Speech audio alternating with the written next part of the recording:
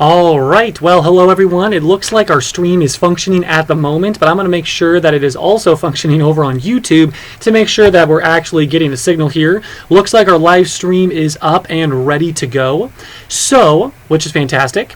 We are going to be live here from right now until 7:30. So, if you guys would like to chat with us, you can pull up the video on the right side of your screen over this way to you guys. It should be that you have a live chat feature, and so if you have any questions for us or you have anything that you would like to talk to us about, feel free to type into that box, and we'll be checking that throughout the series. Throughout our chat tonight. Not really the series, even though we have done quite a few videos, so we could consider this a series, but for tonight, chat in the box over there, right? Is that the right side? Yes, on the chat box over here, and we'll be able to get there and chat with you guys as well. So, as you guys know, this month we are reading The Fifth Wave by Rick Yancey, and typically during our live chats, it's only about halfway through the month, so some people that read fast might have already read through the book, but some people might not have finished the book yet. So we have a end of month chat that we do on 4th Tuesdays from 4:30 to 5:30 here at the Hayden Library. So if you would like to chat about the book in its entirety, please come on that 4th Tuesday here at the Hayden Library and chat with us. But for right now, we like to do kind of the background of the book, give a little bit more information about the author themselves, and maybe talk a little bit about what other books they've written. And so we're going to be talking a little bit about Rick Yancey and a little bit more about him from his website. And a question that we got when we decided that The Fifth Wave was going to be our book was, what were the other couple of waves? And so if you go to Rick Yancey's website, there are actually some quick book trailers that talk about each of the waves leading up to the fifth wave. So I thought it might be interesting to watch those right now. So it's a little bit weird. I have to do a screen capture, but then once we get the screen capture, it goes like full screen and you're able to watch the video. So we're just going to put those videos right here on these videos. We're also going to be sharing the URL for that in our live chat. So let me do that right now. Basically, it's just over on Rick Yancey's website, which is awesome. And we're going to actually be watching those right now currently.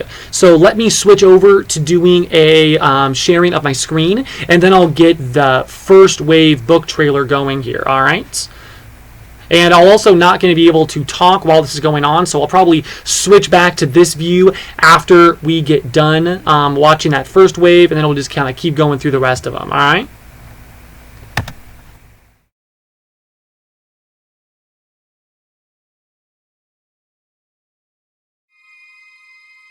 The first wave only took a few seconds. Thinking about it now, I'm surprised it didn't worry us more. I guess we thought we could fix what happened, but we couldn't.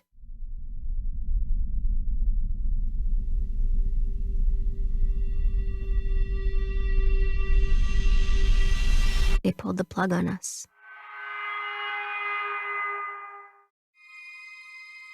The first wave only took a few seconds.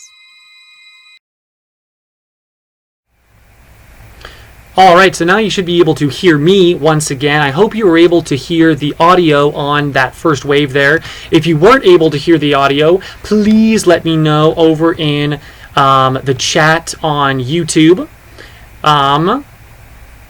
But yeah, it does look like it did work over there, which is fantastic. So now I think we're going to go ahead and watch the second wave, and we'll just watch the second wave, the third wave, and the fourth wave, and I'll just flip back and forth between those videos, and then we'll come right back here and we'll be able to chat a little bit more about those. All right, so here we go again.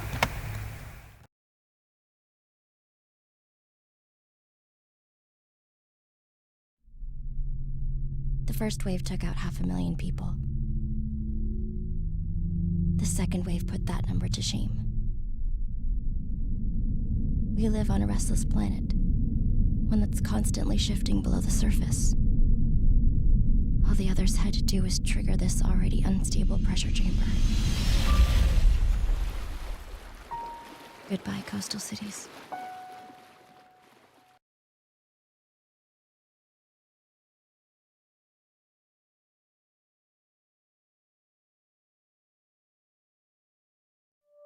The third wave took a little longer. There are over 300 billion birds in the world. Thousands of species of them. And birds don't recognize borders. You couldn't invent a more efficient delivery system for a virus. After the third wave, only the unlucky survive.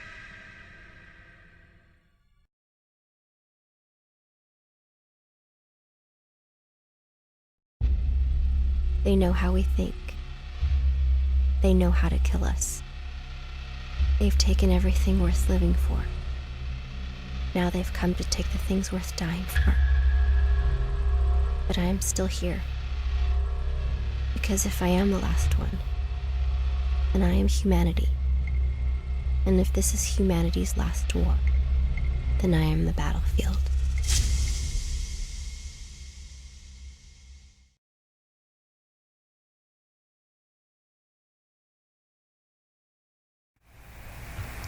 So I hope you enjoyed those quick things about the fifth wave. I thought those kind of solidified what the fifth wave actually kind of means. So the fact of the matter is, it is a war between humanity and the others, and it was a war that we were losing pretty much right away just because they hit us right where it hurt. And I thought that those quick book trailers really told that story in a very interesting way. And so right now, what I thought is that we would transition just a little bit and talk about Rick Yancey, the man that is actually responsible for writing the books. I'm going to switch so you guys can see just a quick picture of Rick Yancey, and then I'm going to switch back to my face, and we'll actually read a little bit about Rick Yancey, what Rick Yancey says about himself, all right?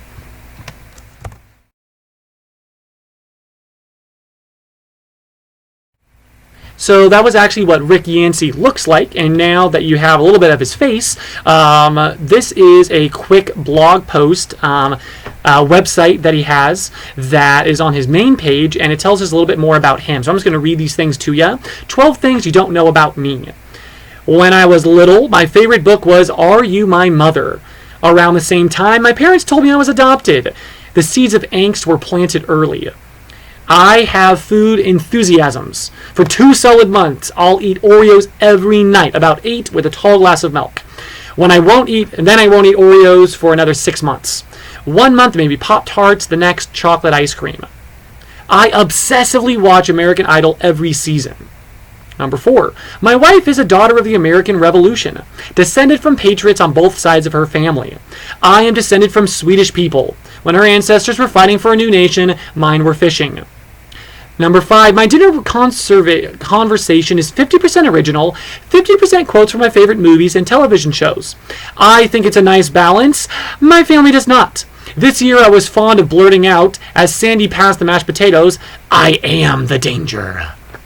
Number 6, when I help my son with his essays, his grades go down. I am still struggling with this fact. Number 7, my dog likes to hold hands. Number 8, nothing creeps me out more than a hair clog. Number 9, I talk to mean reviewers. I know they can't hear me, but I still argue with them. I am the one who knocks.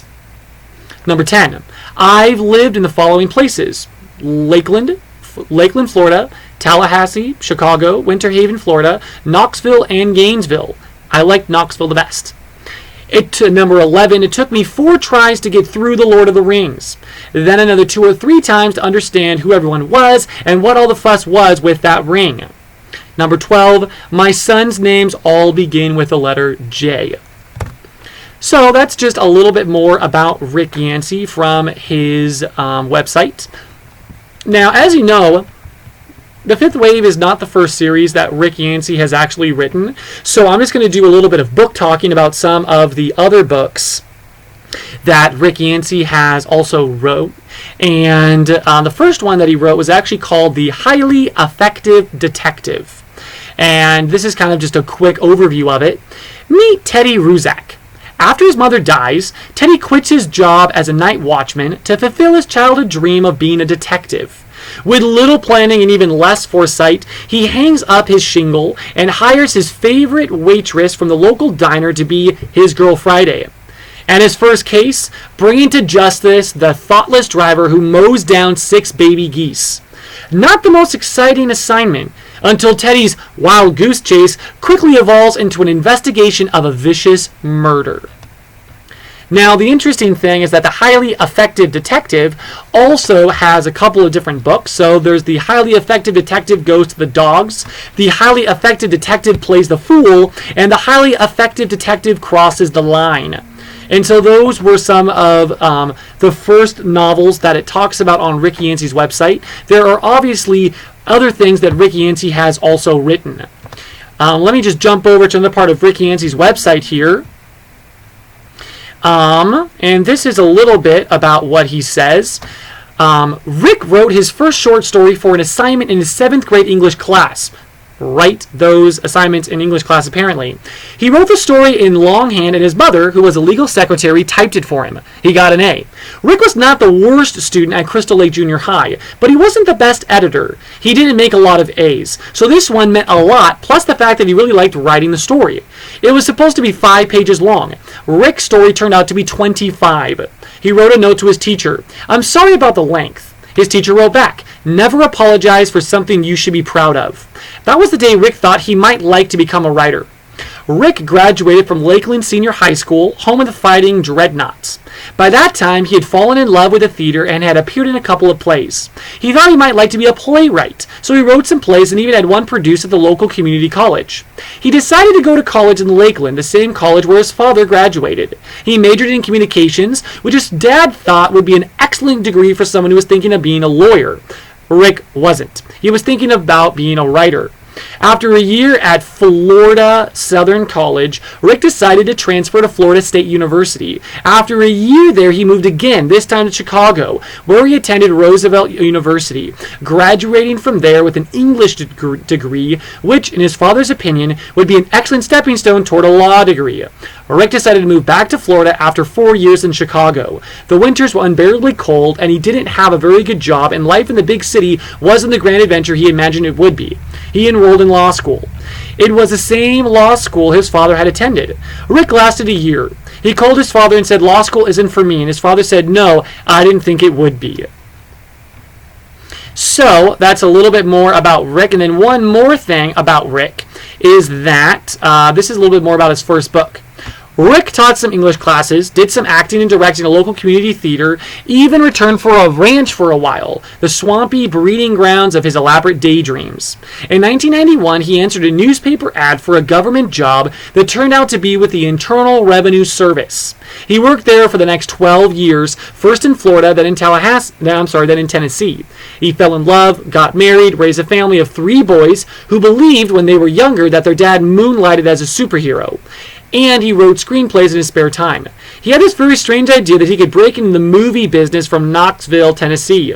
His wife, who is also his best friend, told him one of his screenplays would make an excellent book, and one day he decided maybe it would. So he wrote the book and called it A Burning in Homeland, and for the next 10 months tried to find someone to publish it. Finally, in 2001, he did. He left his job in 2004 to write full-time. He wrote Confessions of a Tax Collector about his days at the IRS. He wrote the Highly Effective Detective series about a bumbling PI based in Knoxville. He wrote the Alfred Knopp series about a big kid who saves the world with King Arthur's sword Excalibur. Then he wrote the Monstrumologist series, in which a 19th century doctor and his young apprentice race around the world chasing and being chased by monsters. Now he's writing a series called The Fifth Wave, which is a book that we're obviously reading, so that's a little bit outdated on the website, but that brings us to where we are right now. So we already talked a little bit about the Highly Effective Detective. The next thing that he wrote was The Extraordinary Adventures of Alfred Kropp. Alfred Kropp was just trying to survive high school when his guardian uncle gets him roped into a suspicious get-rich-quick scheme that changes his life forever. Stealing Excalibur, the legendary sword of King Arthur. But after Alfred unwittingly delivers the sword into the hands of a man with enormously evil intentions, he sets off on an unlikely quest to try to right his wrong and save the world from imminent destruction. This gripping, fast-paced, hilarious novel is both a thrilling adventure story and an engaging account of one boy's coming of age. And there's also a couple other books from Rick Yancey in the Alfred Kropp series. There's a second one, Alfred Kropp, The Seal of Solomon. And then there's Alfred Kropp, The 13th Skull. So that was once again a series of books that Rick Yancey wrote.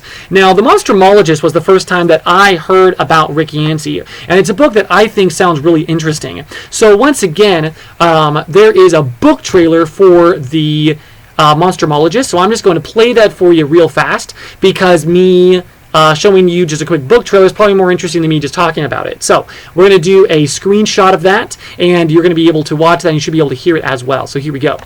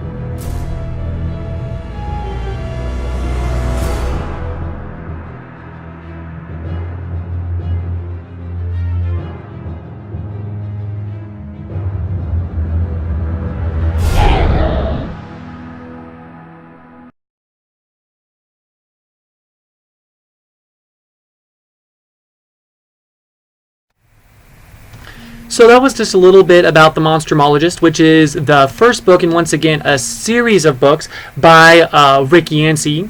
And let me just check. What was that one called again? The second one in the series was called The Curse of the Wendigo. And the third one in the series was The Isle of Blood. And on the website here, it does say that there's a fourth book that came out, but I'm not sure if that was something that actually came about. So give me 1 second here, let me check for you. On Goodreads, it's one of the sites that I use. There's also many other sites that you could look at. Let's see if we actually have a fourth book in that series here.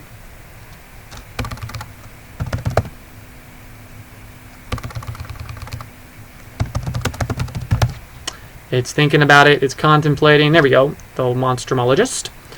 And the Monstrumologist. Monstrumologist number 1. What was that? Oh. There we go. So there actually are currently 4 books in the Monstrumologist series. There's The Monstrumologist, The Curse of the Wendigo, The Isle of Blood, and The Final Descent. So there's 4 books in that series. So if you like The Fifth Wave, there are once again 3 books in that series. There's The Fifth Wave. There is the... Sorry, I'm going to have to check once again. There's The Fifth Wave. And then after that, there is... Oh, bother. It won't let me see it right now. Let me look for that again. There's The Fifth Wave, The Infinite Sea, and then The Last Star. So if you do like The Fifth Wave, if that kind of catches your fancy, then you might like to continue that series. It's the first of 3 books. And then there's also those other books that Rick Yancey has written. So The Highly Effective Detective, which is a series. You have The Extraordinary Adventures of Alfred Kropp, which is a series, and The Monstrumologist, which is a series. So... those are just a couple of things about The Fifth Wave, giving you a little bit of background on it. Another thing that you probably do know, as the movie came out recently, is that The Fifth Wave was adapted into a movie. I myself have not read the book yet. I have not watched the movie yet. So if you're interested in the book, you might also want to check out the movie itself. Let me know if it's one of the good adaptations like The Hunger Games, or it's one of the not so good adaptations, kind of like Aragon. So let me know, or if you think that Aragon was a good adaptation, we can talk about that too. So I'm just going to go over here and check real fast and see if we have anyone that's over on our live chat at the moment. We don't, which is totally fine. And we are drawing close to the end of our discussion today. Just wanted to mention real fast that The Fifth Wave got basically a bazillion awards when it actually in its run. The Fifth Wave has gotten quite a few. So it's the winner of the 2014 Red House Children's Book Award, a YALSA 2014 Best Fiction for Young Adult, a YALSA 2014 Quick Picks for Reluctant Readers, a Voya 2013 Perfect 10, Carnegie Medal nominee. Let's see here. Best Young Adult Books from Bookish, the Best Books, Young Adult Books for Adults, the Library Journal. New York Times bestseller. There's just a lot of prestige and praise that has got on this book. But at the same time, that doesn't necessarily mean that it's going to be your cup of tea or my cup of tea. So I'll be interested to see what you guys think about it when we chat on the 4th Tuesday of this month from 4:30 to 5:30 here at the library.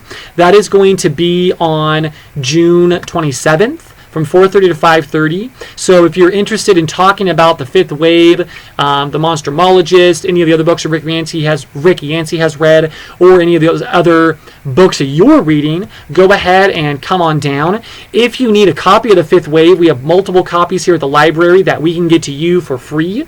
So let us know. Next month, July, we are going to be reading Miss Peregrine's Home for Peculiar Children. So we're excited about that as well. And right now we're drawing once again to the end of our chat. So thank you so much for watching. Let us know if there are, once the archived video is posted, you can definitely feel free to comment on that post with any questions that you have. And we hope to see you on the 4th Tuesday of this month, and also the 2nd Tuesday next month, where we'll do another live chat right here on YouTube. So thank you so much for watching, whether you're watching live right now or you're watching this as the archived version. And we will see you guys at the library soon. One more quick plug. If you guys wanted to be getting more free books, and you also want to be getting free prizes like a pass to the North Idaho Fair, or if you read 20 hours, you can come with us to Strike Zone and play laser tag. You can join our The Great Reading Adventure, which is the way that we're doing our summer reading program this year here at the library. And you get different prizes and different events. So all of our events this summer are totally free. Things like Nerf battles, doing chops, so doing cooking competitions. We're doing maker programs where you're actually going to be able to make your own portable phone chargers. So if you would like to be involved in summer reading, let us know. You can go to our website, communitylibrary.net, and find it that way. Or you can comment on this video below and join our summer reading program. That is my last advertisement for the evening. Thank you so much for watching, and we will catch you guys soon. Have an excellent night. Bye, guys.